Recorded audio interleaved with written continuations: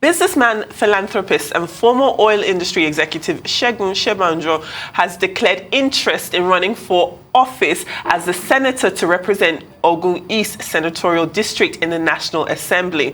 Now, that would be in the next democratic dispensation. But what is he bringing to the table? Will he be his own man if elected, or willingly submit to being used as another subservient national lawmaker in the hands of a state governor? And to what extent is he prepared to push the women and youth empowerment agenda as a tool for job creation, something that he says is very close to his heart? Well, to have a discussion, we are now being joined by the man himself, Segun Senbanjo of the All Progressive Congress. He's a senatorial aspirant for the Ogun East Senatorial District. Welcome to the morning show. Good morning. Good morning. Good morning. Good morning. Good morning, Oji. Good morning. Good morning, all. Okay. Okay. Good. Well, it was quite a ballsy intro we read for you there, and I think that when we're looking at politics, we know that there's always, perhaps not with every single candidate, but there's always a belief that everybody has a godfather, everybody has a leader, or everyone has someone that they're trying to pander to or to impress. You're obviously aspiring for this seat under the APC. The APC is the ruling party of the moment, of the country, and of Ogun State itself. Exactly. So how do the people of Ogun State know, most especially the people in Ogun East, how are they supposed to be confident that you will be the one doing their bidding as opposed to the bidding of the state governor, if there's any difference, in your opinion, at all between the two? That's a very interesting question. I'm not doing the bidding of the state governor. I'm doing the bidding of the people of Ogun East Senatorial District, I'll be honest. The people comes first for me. Yes, the governor of the state matters. It's the leader of the party, it's the governor of the state, it matters. But my primary focus first is the people of my district. So if you tell me, or you say that, oh, do I separate the governor from my vision of serving the people of my district? People of my district comes first. I need to serve them first, then I need to serve the governor as well. Oh. Okay, go on, Oji. Go on. Oh, well, no, I just wanted to... Well, I need to serve the governor because it's the governor of the state, it's the leader of the state. I mean, essentially, you're on the same side. Is it your person? Is it your guy? We need to separate the personality of the office and to respect the office as well. So let's remove the personality of the office. Yeah. Okay? And let's respect the office. Yes. He's the governor of the state, he's my leader of my state, I need to respect that office. Yeah. Forget whether he's my friend or not, it's highly irrelevant, I'll be honest with you, because... But he is, though. Well, he's a friend, of course. Okay, okay, that's fine. of course he's a friend. But what I'm saying is that one has to respect the office of the governor. Just remove the personality that occupies the chair. Yeah. Right. It can be anybody that occupies the chair. So if it's my friend, fine. He's done fantastic well. Really? Yeah, he's done very well. So now you say remove the personality. Remove the personality. Respect the protocols of the office. Respect the office of the governor. What do you say to people, a lot of people that have said that he has underperformed? His administration has underperformed, really. This is ridiculous. These are jokers. I'll be honest with you. Jokers. This is the first governor. We all due respect to every other predecessors. I'll be honest with you. Governor Shoba has done pretty well. Governor Bengadani has done well. Governor Amosu has done well. But Governor Abiodun has done things that are unprecedented performances. I'll be honest with you. Compared to other predecessors. He's trying to engineer an economic growth to Ogun State. What do I mean by that? He's doing a agro-cargo airport, bring businesses to the state, hand revenue to the state, create employment. He's trying to create a port, create employment. He's trying to have every indigene of the state to have access to Wi-Fi when you drive into the state. He's done so many things, infrastructure, services, health, education. So it's a different governor in terms of performances, unprecedented performances, compared to other predecessors. I have respect to other predecessors, don't get me wrong, they've performed extremely well. That's not what I'm saying, so I don't want to be quoted wrongly. I'm just saying that Governor Abiodun's performances has been unprecedented performances. We had him actually last week, and he spoke eloquently, about his performance. And I also see that you are also interested in the things that he's interested in, things about women, things about youth empowerment. Exactly. And I know that your cognomen in the social circle is SOS. Exactly. So what SOS are you bringing to the people of Ogun East Senatorial District? Look, I'm really touched about people comes first. That's my focus. That's my slogan. I'll be honest with you. People so first. I'm really touched about how the high unemployment rate in my constituency is very high, especially with women. My campaign trail, anywhere I go, full of women. So I said, what the hell is going on here? Women everywhere. Older women, younger women, kids, all women. You can have some men, maybe 5 or 10%. So what do? So I had this focus and a policy that I need to empower women and youth because the employment rate is so high in my constituency. And the only way you can alleviate that is how do you create jobs for them? How do you encourage them to do their own businesses? If they can't get employed, then you have to create some form of empowerment. Maybe a woman wants to be an hairdresser, or a man or a woman wants to do tailoring or fashion, or a man wants to develop his skills, maybe in terms of to open a garage, a mechanic garage, or a man wants to develop his skills in terms of to do welding. So these are the things we have that I think I have to do to empower the women and youth, really, because employment, it's a critical situation in our state, I'll be honest with you. And the governor is doing his best to create employment, I'll be honest with you. He's doing his best to bring businesses to the state. He's trying to create an economic hub to this state. He's doing so many things, I'll be honest with you. But he will do more. That's all I can say. Okay, before we go to the next question, we'll go on a short break, just a quick one. Okay. Please do stay with us. We'll be right back. Okay. Don't go away. All right.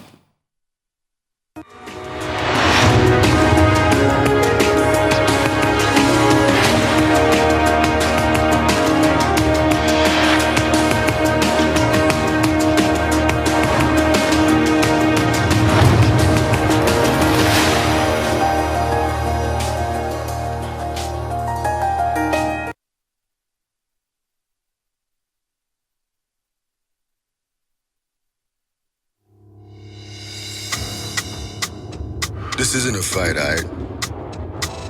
It's more like a battle. So you gotta come through from the jump. Show them you have too much heart to get bypassed.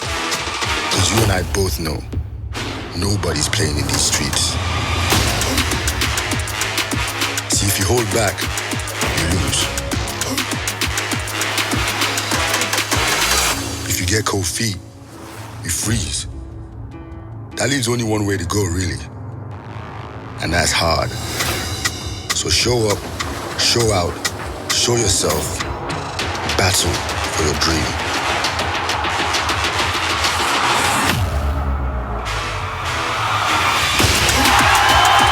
Only the best will make it at the Glory Battle of the Year Nigeria. Don't miss the search for Nigeria's most creative dance talents.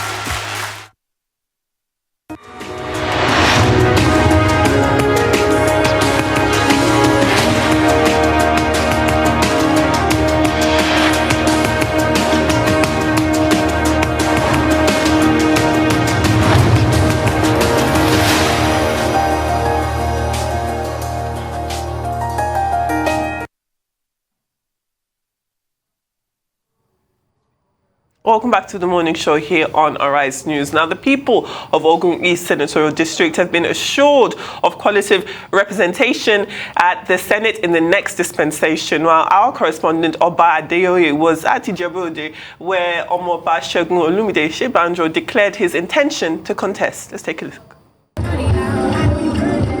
The aspirant, who is running on the platform of the All Progressives Congress, was well received by a crowd of locals at the Deepo Dino International Stadium, where Senbanjo made his declaration during the final fixture of a grassroots football competition, which is sponsored. According to Omoba Segun Senbanjo, the competition is a way to give back to the society, especially in the area of grassroots sports development. The enthralling final match at Superstars FC confronting Nagot FC for the top prize. God FC is in attacking. Can he take the shot? He takes the shot. It's a goal. The first goal. The match, which ended in 2-1 in favor of Nagot Football Club, saw goals from Ayuba Bashiru, Endurance John, and Onokoya Victor. Speaking during the prize presentation, Senbanjo says his decision to contest the Senatorial Seat is to facilitate development across board in the district, with special focus on women and youth development. One of my policies is youth and women empowerment. So sports àti entertainment olówó àwájú. So ma develop sports ní Ìjẹ̀bú Òde. Inú mi dẹ̀ dùn pé mo rí àwọn kankan, mo ti rí àwọn talent kan. So ẹ jẹ́ a fi ẹlẹ̀ fọ́la. I can only appreciate him on behalf of the state government because one of the 5 cardinal point agenda of the governor is to gainfully engage our youth, and what we are doing today is in tandem with the policy of the governor, and we want to appreciate any individual that is willing to partner with the state government to ensure that at least we gainfully engage our youth. And I can tell you that our scouting officer are on ground, and I'm sure that if we discover any talent from this place, we'll go ahead to pick them and nurture them, so that of course to go a long way in their own life and the history of Ogun State. The country director of North Oil is confident that it will be the first senator in the district to hail from Ìjẹ̀bú Òde, while emphasizing that in the spirit of fairness, Ìjẹ̀bú Òde should be given the benefit of producing the next senator for the district. Àwọn èèyàn tì mí lósì lọ́tùn, wọ́n tì mí lósì lọ́tùn, wọ́n wò wọ́n. Wọ́n ní Ìjẹ̀bú Òde kò jẹ́ sẹ́nẹ́tọ̀ rí o, wọ́n wá gbé mi síwájú, mo gbọ́rọ̀ sí wọn lẹ́nu, mo dẹ̀ ń gbọ́rọ̀ lọ. Ìjẹ̀bú Òde ò jẹ́ sẹ́nẹ́tọ̀ rí o.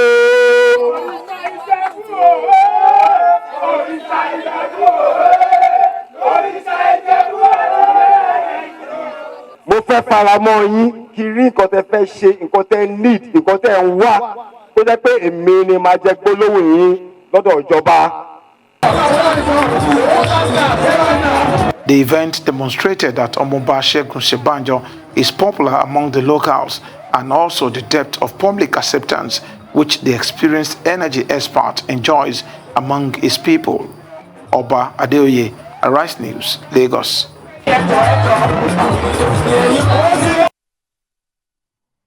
All righty, well, I have to say it was quite nice to look at that. It was really cute. But the fact that you did reiterate there that women empowerment is number one. I want to know why it's so important to you.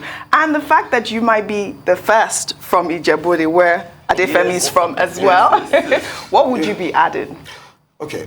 I was actually lobbied and pressured from this group from Ogun State. It's called Ogun State Conservative Movement. Consisting of professionals, politicians, corporate people. Their issue is very simple. Why they approach me is, 1, I'm an household name. 2, I have a very good CV. 3, I'm blue blood from Ìjẹ̀bú Òde, from the soil. And the thing, because I'm an household name, the cap fits and I need to participate. So it took me a while to accept their invitation. And after accepting their invitation, and I said, okay, let's go for it.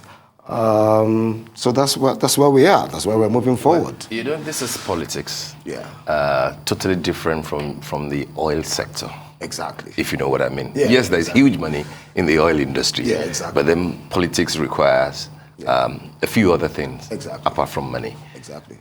What do you think will, if you pick the APC's ticket at the primaries, what do you think will give you an edge over the incumbent, Lekon Mustafa, of the PDP, who's there already? Well, the incumbent has done well, I'll be honest with you. I don't like to compare myself with the incumbent, I'll be honest with you. Why would you want to replace somebody who has done well? Because I can do better, I'll be honest with you. And apart from that, I'm connected to the people. And I'm being honest with you.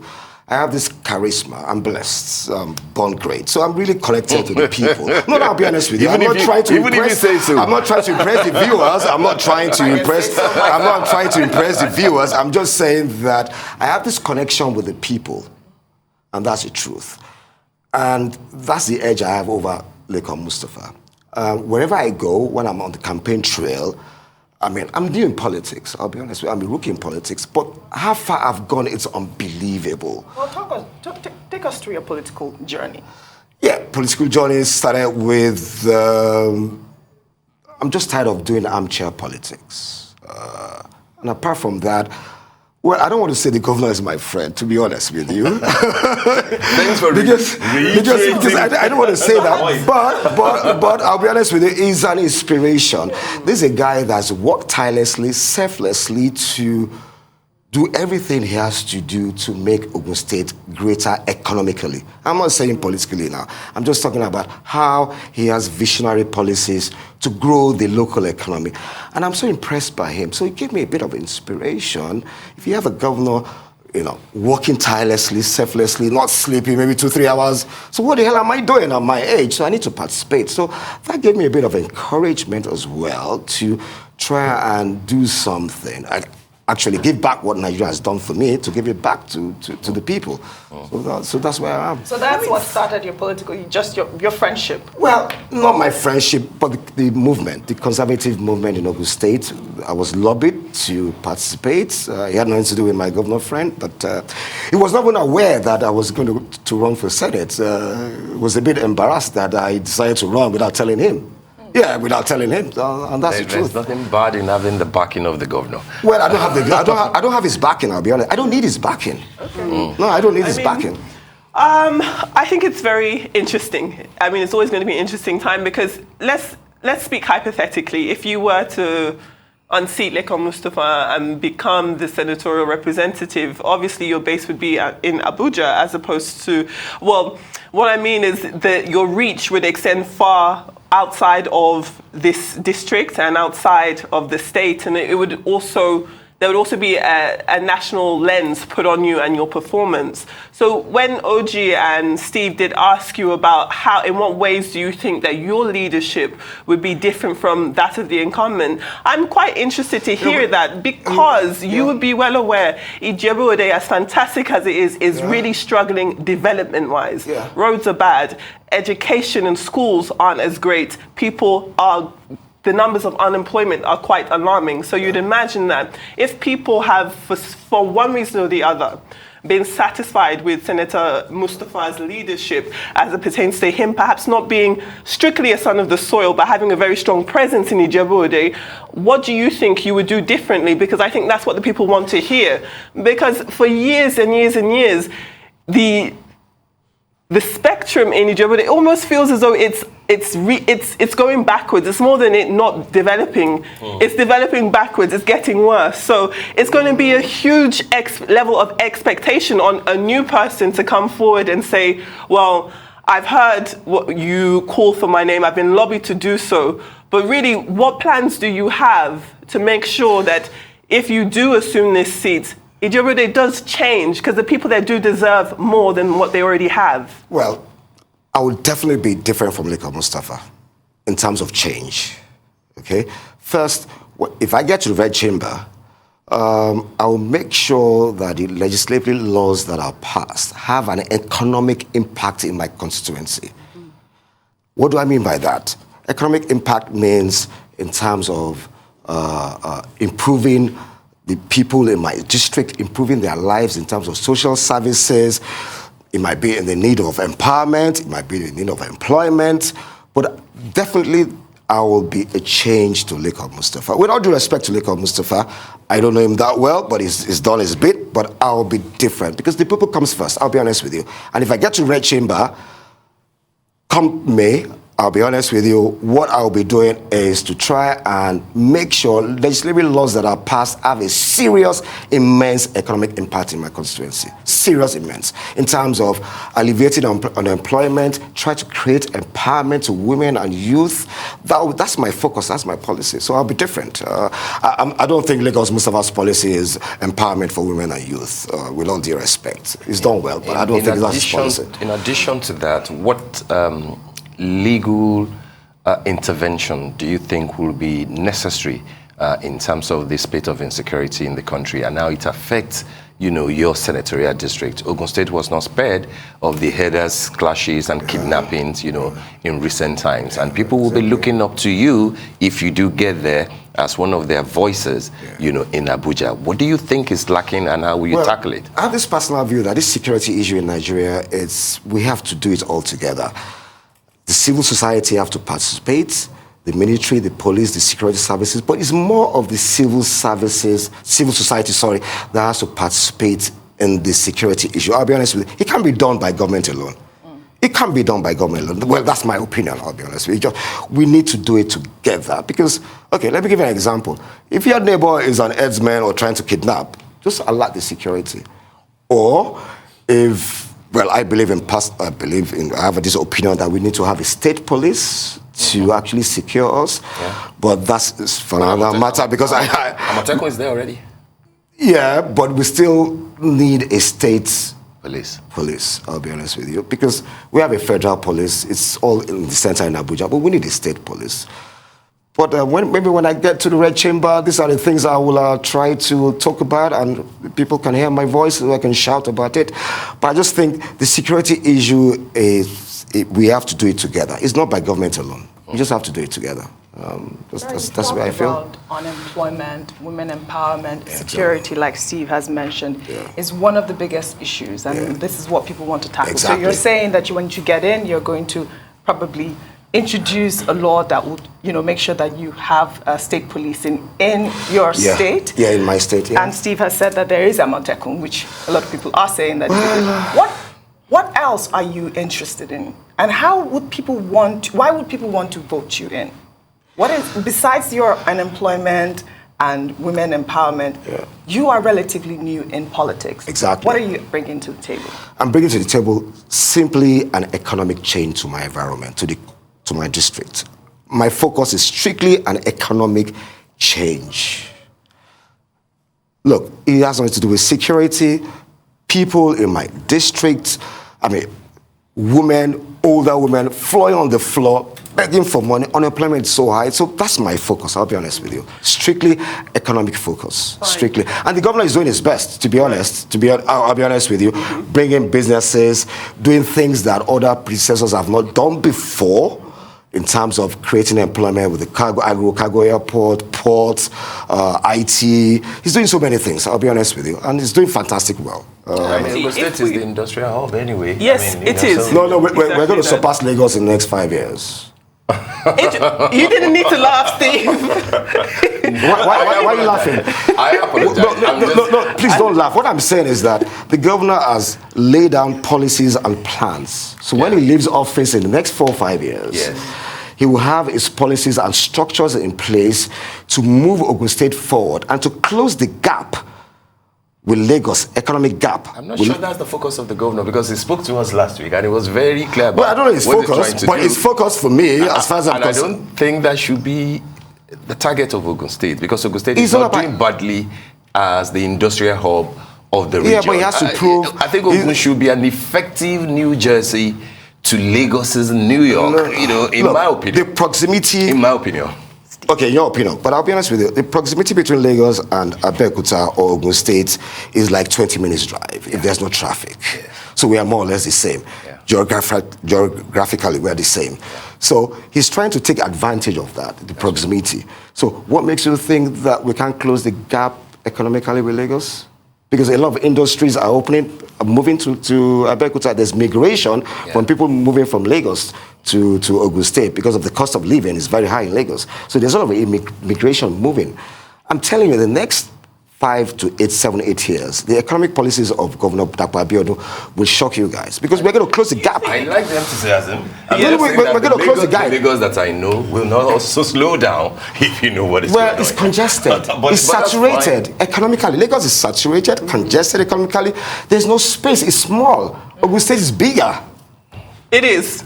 It is actually. Bigger.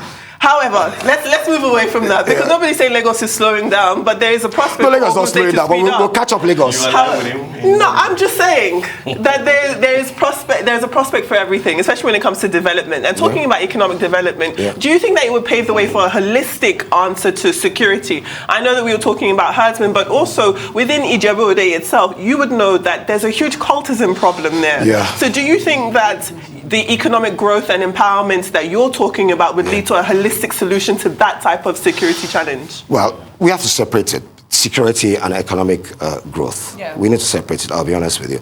The governor is doing everything he can do to make sure that the security challenges he faces is solved. And how does he do that? Apart from Amotekun, he has helicopters flying over the whole place. The police in Ogun State are on the red alert. And that's why the security issue in Ijebu-Ode has decreased a bit compared to a year, 2 years ago, where kidnappers or headsmen are kidnapping everywhere.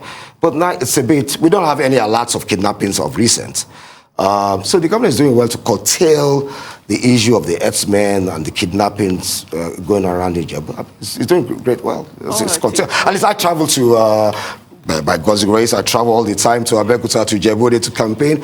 I have not experienced, I will never experience it in Jesus' name. I haven't experienced anything so far. Well, Maybe you move in a convoy or something. No, I move alone. God is my security. Thank you very much for joining us on the morning show. Thank you. Good luck. Yes, and as we say to all of our political guests, we wish you all of the best in the future. Thank you. And look forward to these primaries. And to add that, I believe that what you're doing is like consultations and empowerment, not campaigns yet, because by the Electoral Act, campaigns won't start until September. I'm doing consultations. Just to put it on record. But the primaries is in May, so why are you telling me I should campaign by... No, you can't. Okay, I won't campaign then. Okay, so fair enough. Steve has spoken. But I'm not the favorite, but I'm the man to beat.